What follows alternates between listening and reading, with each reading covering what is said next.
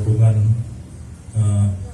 dengan iWash, yaitu kalau boleh kami ceritakan, Kim dan iWash ini adalah sinergi yang sudah terlaksana selama beberapa bulan kemarin, dan maksudnya kita selalu bekerja bersama dengan iWash ini adalah dalam konteks pemberitaan sesuai dengan tupoksinya Kim, yaitu berusaha menunjukkan apa-apa menjadi potensi atau keperluan, kebutuhan secara media di Kelurahan Sukun ini. Banyak yang sudah dari pihak iWash Plus kepada kami, mulai dari pelatihan-pelatihan untuk membuat berita, kemudian seperti yang masih baru paling fresh tadi Pak ya, kita baru selesai webinar sore tadi bersama Kim Satu Kota Malang terkait dengan pembuatan konten microwriting. Nah itu artinya di sini sinergi ini memang ke depan diharapkan iWash benar-benar sangat concern sekali terkait dengan sanitasi ini, tapi tetap membutuhkan kita yang ada di masyarakat sebagai pensosialisasi atau kita yang menyebarkan informasi ini. Jadi sinergi ini diharapkan ke depan juga ditularkan kepada di masyarakat yang sampai di level grassroots, yaitu RT, RW dan masyarakat itu sendiri. Apa itu pentingnya sanitasi, apa manfaatnya, dan bagaimana mengaplikasikannya. Tidak panjang lebar karena bintang tamunya malam ini adalah Bapak Eko Purnomo. Demikian, mohon maaf atas banyak kekurangannya. Wassalamualaikum warahmatullahi wabarakatuh. Kemudian dari LPMK, dari PKM, Bapak RT RW yang hadir pada malam hari ini. Terima kasih atas waktunya. Ini kehormatan bagi kami karena Pak Lurah dan Puskesmas gercep, kalau sekarang istilahnya gerak cepat untuk menangkap peluang yang akan kemarin itu kita tawarkan itu hanya kepada 2 kelurahan. Jadi Bapak Ibu sekalian, sebelum saya mulai, saya ingin menyampaikan bahwa iWash itu mendampingi Sukun itu sejak tahun 2017 bareng dengan Kasin, juga Pak Lalu waktu itu di Tanjung. Kita sama-sama mengupayakan bagaimana meningkatkan akses sanitasi aman kepada masyarakat. Jadi benar-benar iWash itu memulainya dari bawah. Jadi kita tidak ujuk-ujuk datang, bangun dan sebagainya. Tapi apakah kebutuhan masyarakat itu yang kita rubah pertama adalah cuci otak gitu kan ya. Cuci otak, pentingnya sanitasi, air minum yang aman, yang sehat dan sebagainya. Nah, sampai kemudian ketika masyarakat benar-benar butuh, peluang ini kita sampaikan kepada pemerintah daerah. Sama seperti Bu Siti yang katakan, iWash itu nggak punya uang. Jadi iWash itu tidak bawa duit, tidak bawa konstruksi, tidak ada apapun. Jadi kami itu hanya bisa membiayai modal-modal seperti ini: pertemuan, kemudian pengambilan data, sosialisasi, peningkatan kapasitas masyarakat, training dan sebagainya. Sampai kita memiliki sukarelawan yang menyuarakan air minum dan sanitasi. Kebetulan waktu itu hotspot kami atau daerah binaan kami adalah di RW 2. Kebetulan waktu itu Pak Dwi, kemudian dilanjutkan dengan Bu RW yang baru. Kemudian setelah RW 2 mulai ada perubahan terkait perubahan sanitasinya, kita mencoba jangan sampai virus baik ini hanya terjadi di RW 2.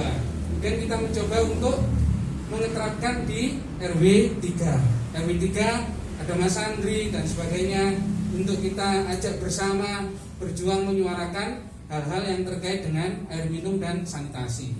Nah, dalam perkembangannya IWOS itu punya mandat untuk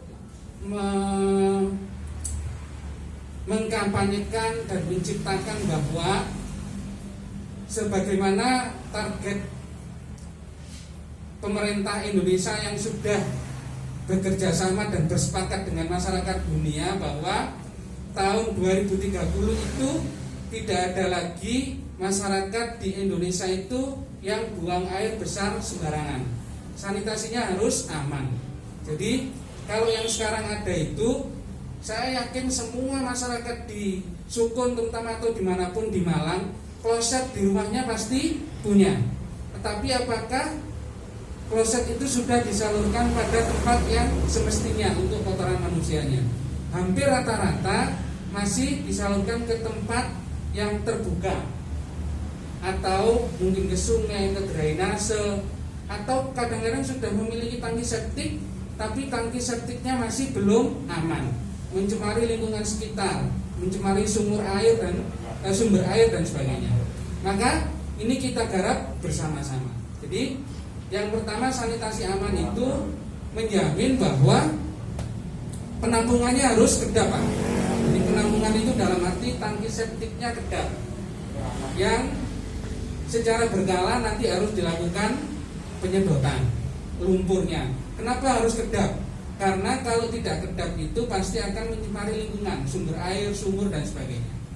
Yang kedua, menjamin bahwa secara berkala tangki septik itu dilakukan pengurasan lumpurnya oleh UPT atau swasta yang bekerja sama dengan UPT, kemudian hasilnya itu terakhir dibuang ke IPLT, jadi instalasi pengolahan lumpur tinja yang ada di Supeturan sana.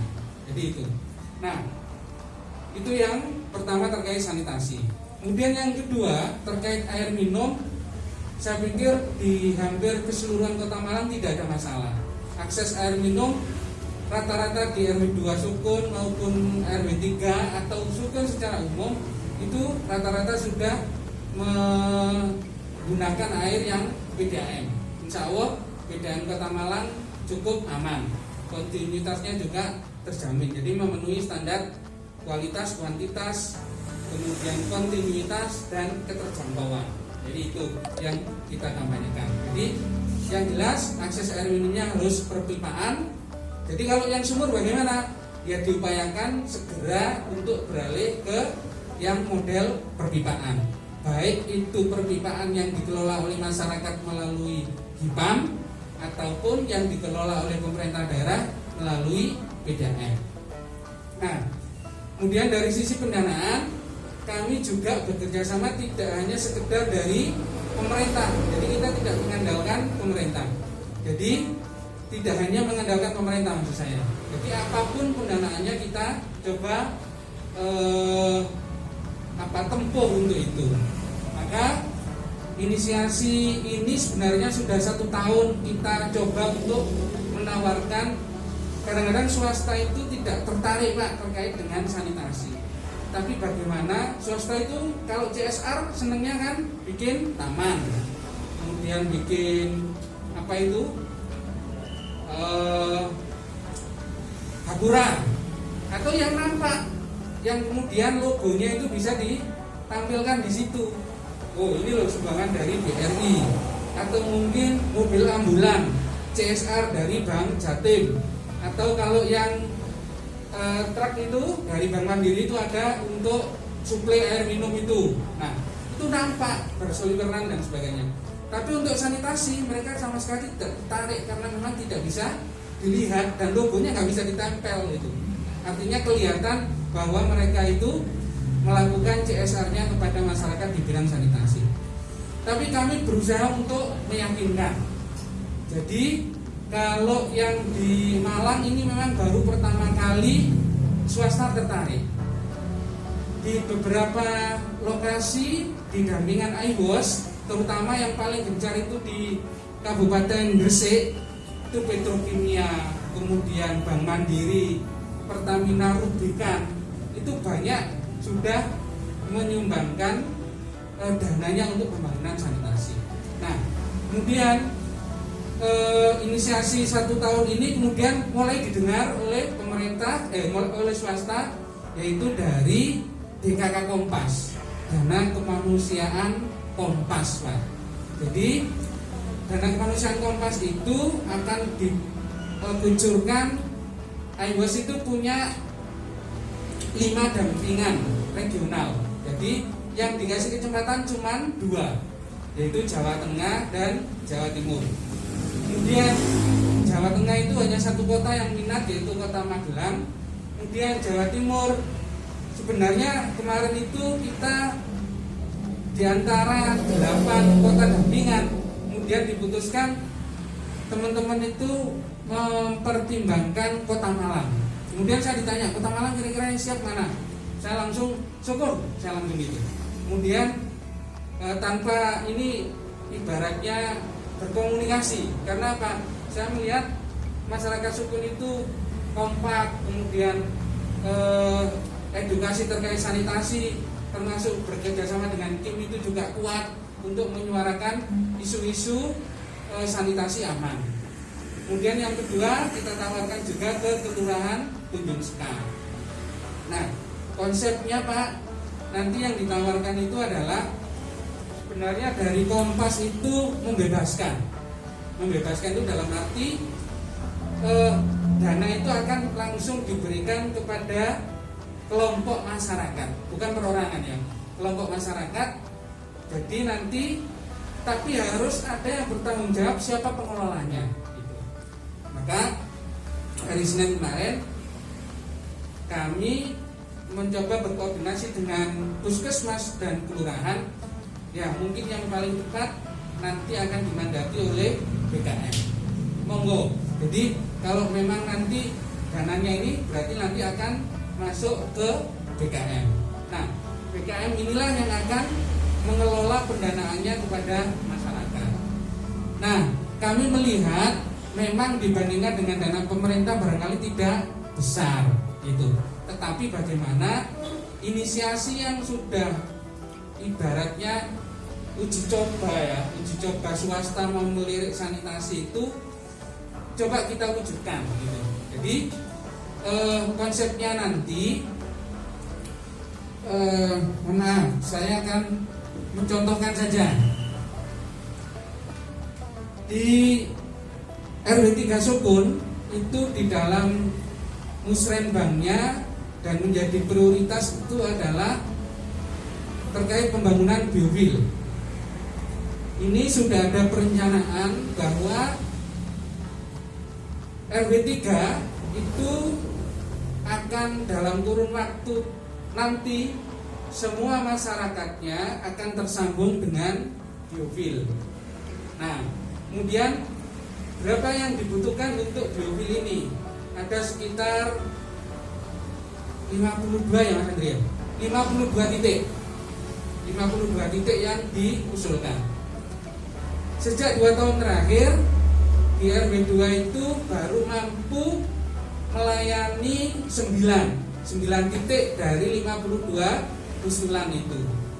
Jadi masih sisa kira-kira 33 titik. 43 maksud saya. Ya, 43 titik sisanya yang belum terrealisasi. Nah, upaya ini kalau hanya mengandalkan dari bantuan pemerintah, padahal yang dipikirkan oleh pemerintah itu tidak hanya kelurahan atau khususnya RW 3.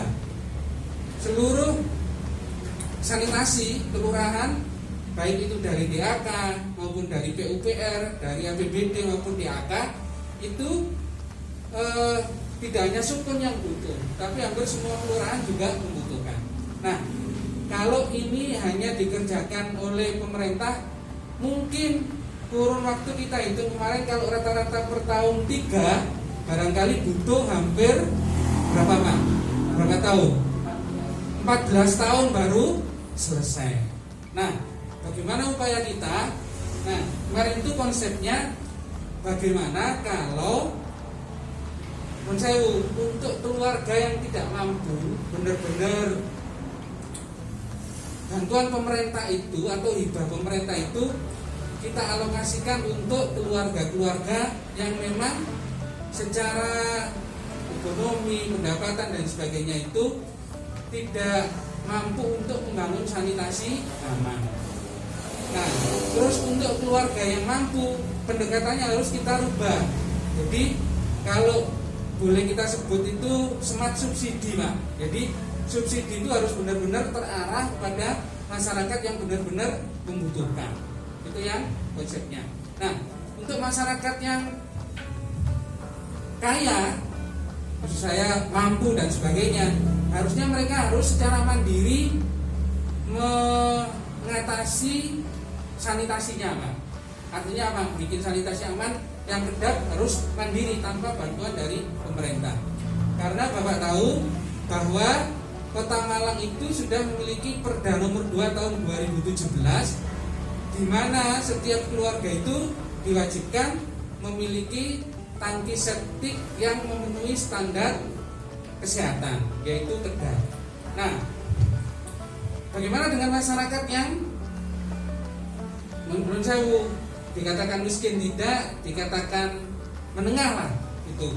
Tetapi prioritas pembangunan dia atau prioritas kebutuhan dia itu tidak untuk sanitasi, ataupun kalau dengan sanitasi itu masih membutuhkan support, yaitu entah itu sumber pendanaan ataupun, tetapi harus tetap ada swadaya yang muncul dari keluarga tersebut.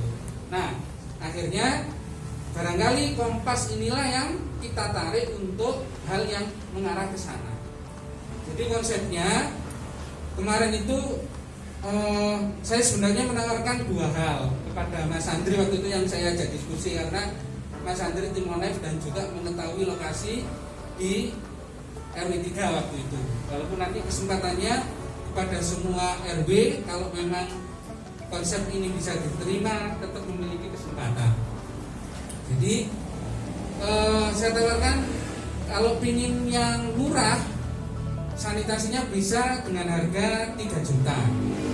Tetapi kemudian Mas Andri, Pak, mending yang biofil saja, karena masyarakat ini sudah sangat familiar dengan biofil. Sebenarnya sanitasi itu kan pokoknya prinsipnya kedap itu saja, Pak. Kedap, memenuhi standar, tidak bocor, kemudian secara berkala dilakukan pengurasan, itu sudah kita anggap sebagai sanitasi aman. Perkara bentuknya dari cor, kemudian biofil, atau dari semen dan sebagainya, itu hanya teknisnya saja. Jadi kalau yang kami pegang adalah secara prinsip pokoknya kedap, kemudian memenuhi standar, itu yang sudah kita lakukan, bisa kita terima gitu. Nah, kalau biofil barangkali memang pendanaannya akan lebih mahal, maksudnya diantara model cor di tempat atau apapun. Kemudian kira-kira kalau pendanaan ini kita tawarkan model 50-50 gitu. 50-50 itu misalkan satu lubang biofil itu jika digunakan untuk 5 keluarga itu butuh dana 25 juta misalkan ini Pak ya, misalkan. Maka 12 berarti per kakaknya butuh berapa Pak?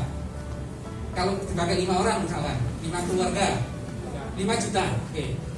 5 juta itu dana ini kemudian kita coba salurkan. Kalau 5 juta kami keberatan, harus membangun sendiri. Baik. Bagaimana kalau kita konsepkan dengan model subsidi gitu. Artinya separuh dari pembiayaan itu ditanggung oleh CSR gitu. Tapi separuhnya adalah kontribusi dari masyarakat.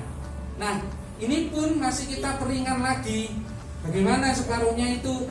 Kalau memang tidak bisa bayar tunai, ya monggo bisa konsepnya disepakati apakah itu dilakukan model mencicil gitu.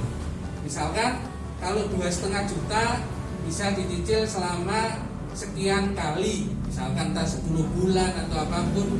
Jadi per keluarga itu menjadi lebih ringan.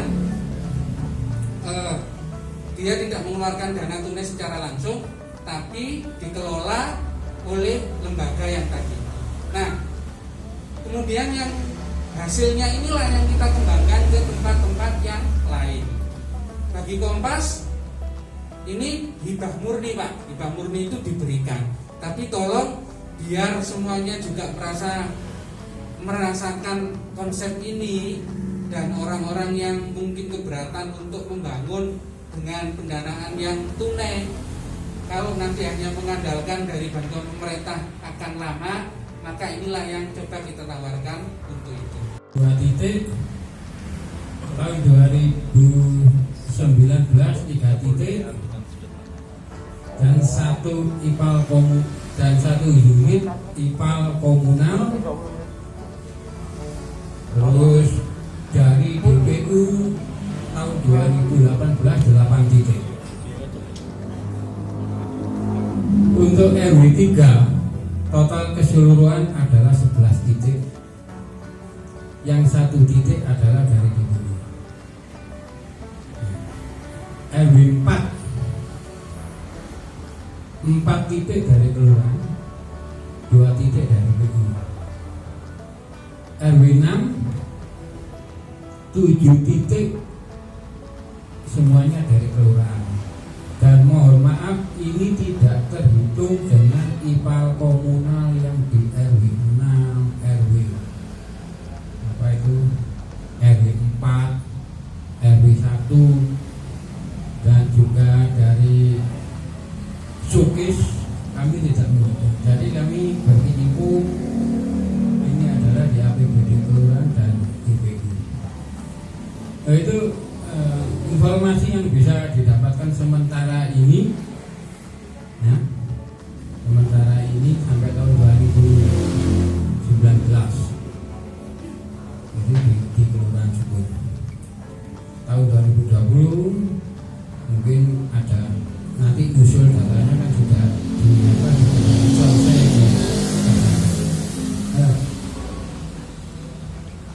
Yang kami tertarik tadi adalah dari swasta, GSR swasta itu